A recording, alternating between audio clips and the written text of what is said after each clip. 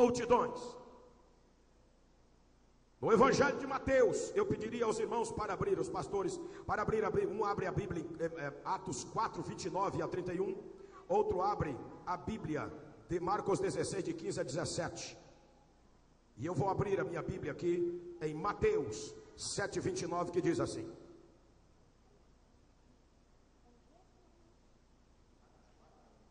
Atos 4, 29 a 31, eu vou começar lendo Mateus 7:29, diz assim: porque ele, eu vou ler o versículo 28 para dar um sentido melhor. Quando Jesus acabou de proferir essas palavras, as multidões estavam maravilhados com a sua doutrina. Aleluia. E então diz a Bíblia: porque ele as ensinava como quem tem autoridade, não como os escribas. Os escribas tinham aparatos humanos, e os escribas ficaram boquiabertos, porque eles tinham todos os aparatos para fazer a obra e não faziam. Ficavam presos apenas a aparatos humanos, a modus operandi humanos. E ele ensinava a palavra como quem tem autoridade, e mostrava, ele falava e fazia. Os discípulos falavam e faziam. Nós temos que falar e fazer. Pode ler Atos 4, 29 a 31. Agora, pois, Senhor, olha para as suas ameaças e concede aos teus servos que anunciem com toda a intrepidez a tua palavra, enquanto estendes a mão para fazer curas, sinais e prodígios, por intermédio do nome do teu santo servo Jesus. Tendo eles orado, tremeu o lugar onde estavam reunidos, todos ficaram cheios do Espírito Santo e com intrepidez anunciavam a palavra de Deus. Olha só, eles estavam sofrendo ameaças, mas ele disse: Senhor, ajuda-nos para a gente continuar pregando a palavra com ousadia. Pregar a palavra quando? Uma vez por mês, uma vez por semana? Não, todo dia. Arranjar um jeito para pregar todo dia. Quanto mais se prega a palavra com autoridade, mais evidência dos milagres tem. O médico, quando ele começa a fazer cirurgias, nas primeiras cirurgias não tem muita habilidade. Anos depois, já quase que dá para fazer quase que de olho fechado, porque ele já sabe de cor e salteado os caminhos. E a Bíblia diz que eles pregaram a palavra e o lugar tremeu, porque todos ficaram cheios do Espírito Santo. Pastor, mas isso aconteceu naquele tempo, acontece hoje também. Eu estava alguns anos atrás na cidade de São João da Boa Vista, começando a campanha numa igreja. A campanha tinha mais ou menos umas 30 pessoas. 7 semanas depois já tinha quase 300 pessoas na igreja, como cultos normais. E um determinado dia, numa segunda-feira, eu estava ministrando, e havia um policial que morava do outro lado da rua, um pouco quase em frente da porta da igreja. E à medida que eu ministrava a unção de Deus sobre aquele povo, havia um terremoto de Deus na casa dele. Ele estava desviado. Ele saiu correndo da casa dele e veio na porta e disse: quem é esse homem aí? Os obreiros disseram: é um homem de Deus que veio de São Paulo. Por quê? Porque quando ele ministra a unção de Deus sobre vocês, há um terremoto na cozinha da minha casa. Eu estou com medo de ficar dentro de casa, porque a minha casa está chacoalhando toda. O terremoto é tão grande que os copos no armário batem no outro. E o obreiro falou: é Deus. Tipo, assim. Eita, meu Deus do céu, não sei ensinar sem sentir a presença do Eterno. Os obreiros disseram assim: não, é Deus provocando um terremoto na sua casa, para tu vires para a casa do Pai, lugar que onde você nunca deveria ter saído. Marcos 16, de 15 a 17, pode ler. E disse-lhes: ide por todo o mundo, pregai o evangelho a toda criatura. Quem crê e for batizado será salvo, mas quem não crê será condenado. E estes sinais seguirão os que crerem. Em meu nome expulsarão demônios, falarão novas línguas, pegarão nas serpentes, se beberem alguma coisa mortífera, não lhes fará dano algum. Porão a mão sobre os enfermos e os curarão. Esta é a palavra de Deus. Este é o evangelho. Esta é a igreja que Jesus sonhou. Ousadia para pregar a palavra, ser destemido para falar do evangelho a quem quer que seja. Quem quer que seja. Porque, pastor, mas eu tenho fé. Que fé é essa que não acontece nada? Fé sem obra é morta, irmão. Fé sem evidência não funciona. Fé não é emocional. Fé é racional, não. A fé é espiritual. Eu preciso crer para ver e tomar as atitudes necessárias para ver o que eu não vi, perceber o que eu não percebi e viver o extraordinário que até hoje eu não vivi.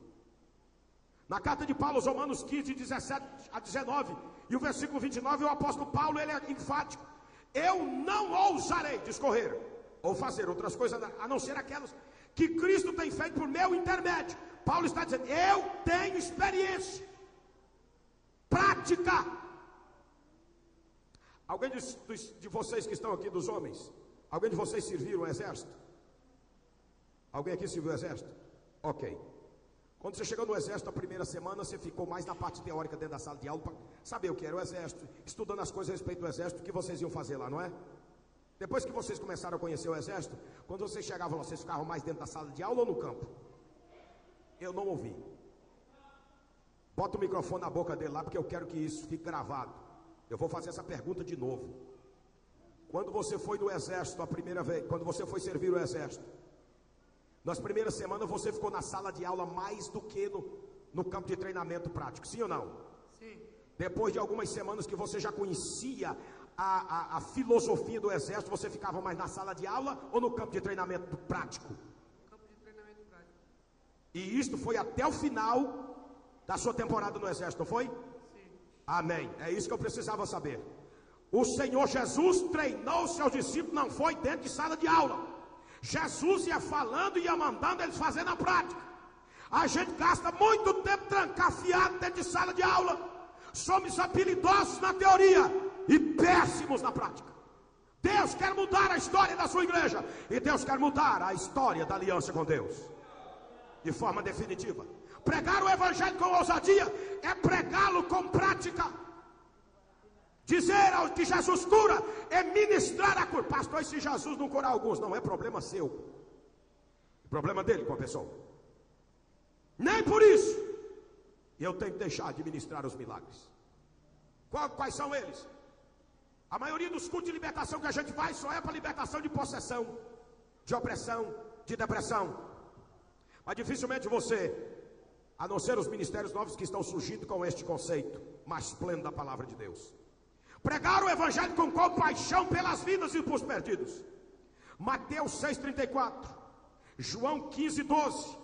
E eu vou ler Mateus capítulo 14, verso 13 e 14.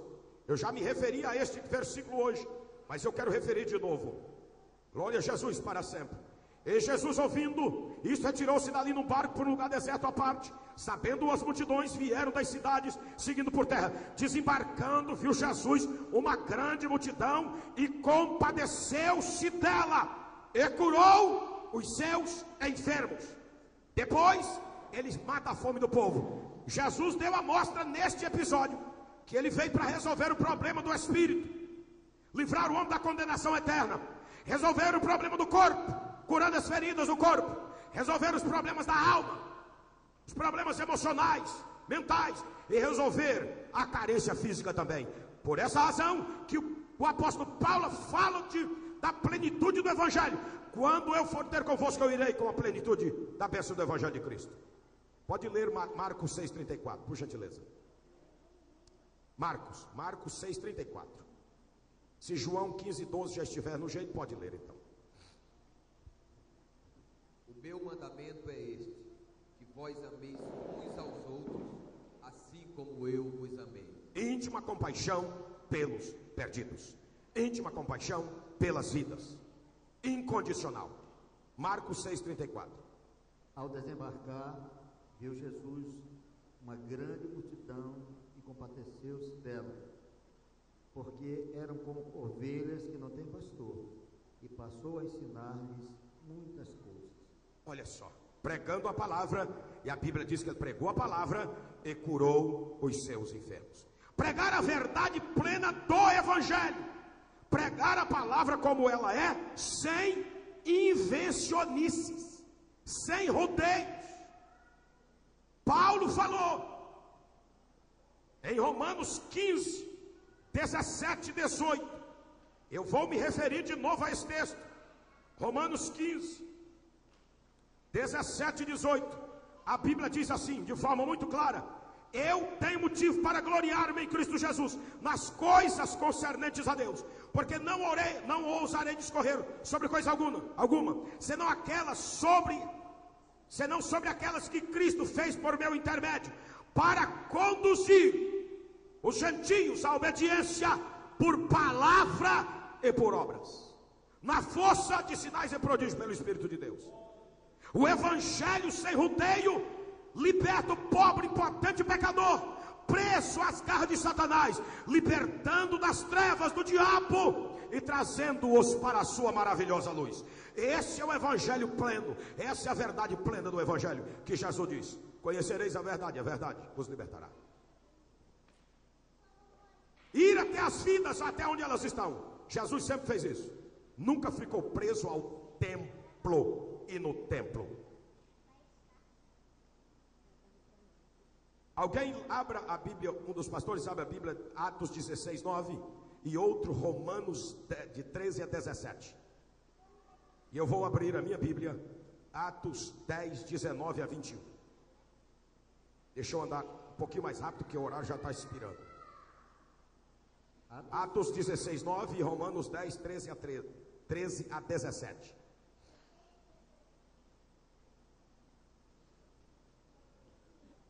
A Bíblia diz aqui em Atos 10, 19 a 21. Enquanto Pedro meditava acerca daquela visão, disse-lhe o Espírito: aí tem uns homens que te procuram, levanta e desce e vai com eles, nada duvidando, porque eu os enviei.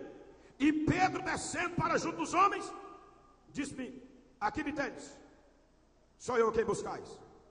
Então disseram: Cornélio, homem reto, temente a Deus, homem de bom testemunho, de toda a nação judaica, foi instruído por um santo anjo a chamar-te para ouvir as tuas palavras.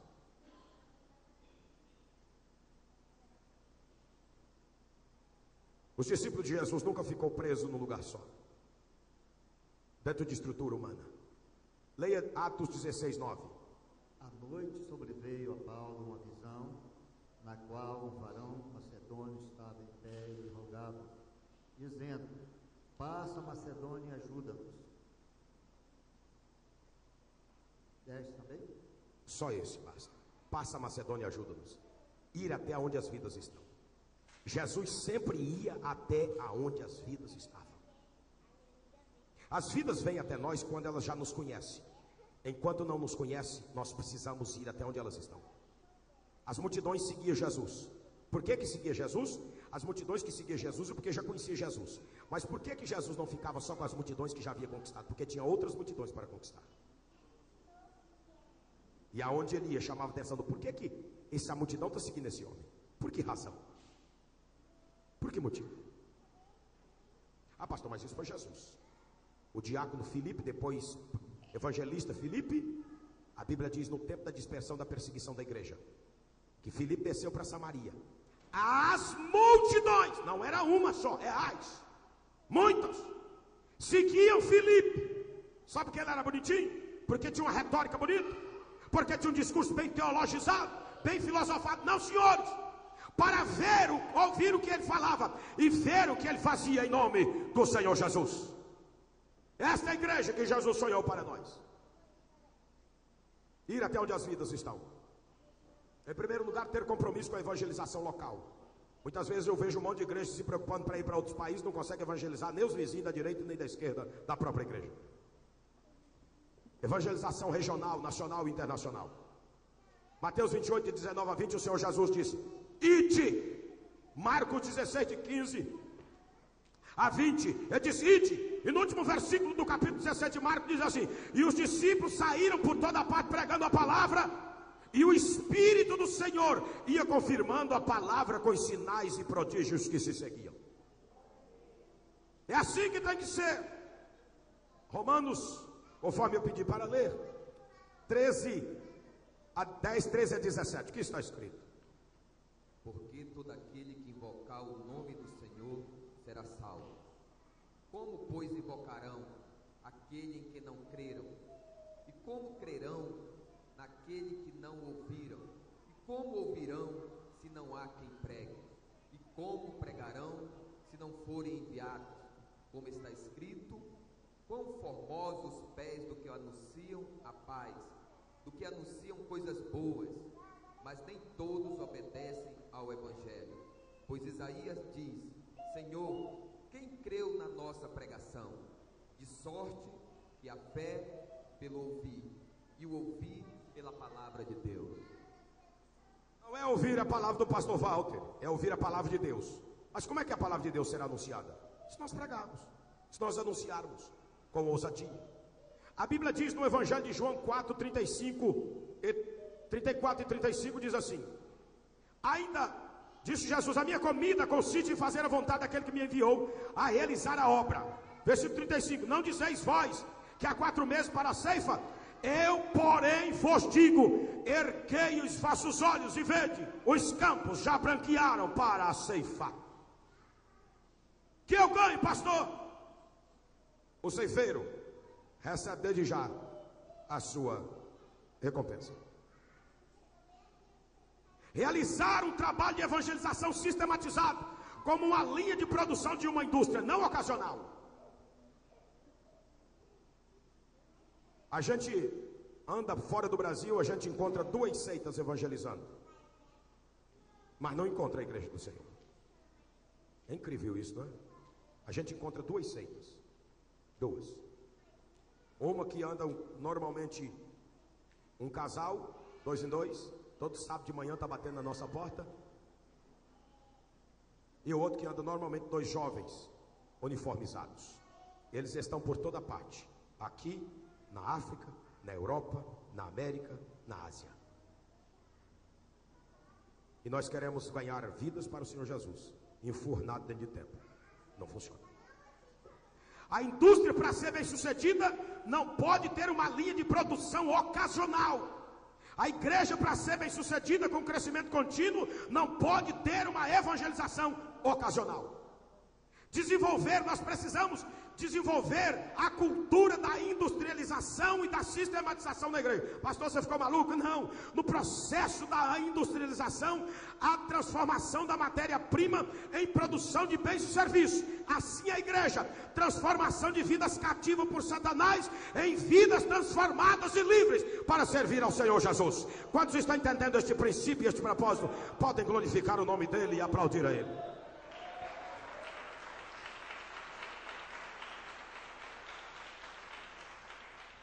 O êxito de um país depende da sua produção de bens e serviços de qualidade competitiva. Um país próspero, tecnologicamente bem estruturado e desenvolvido, tem um sistema industrial bem desenvolvido. Uma indústria é um sistema organizado de produção regular e sistemático de bens e serviços. Assim deve ser o trabalho da igreja, como instrumento de implantação e desenvolvimento do reino de Deus na terra.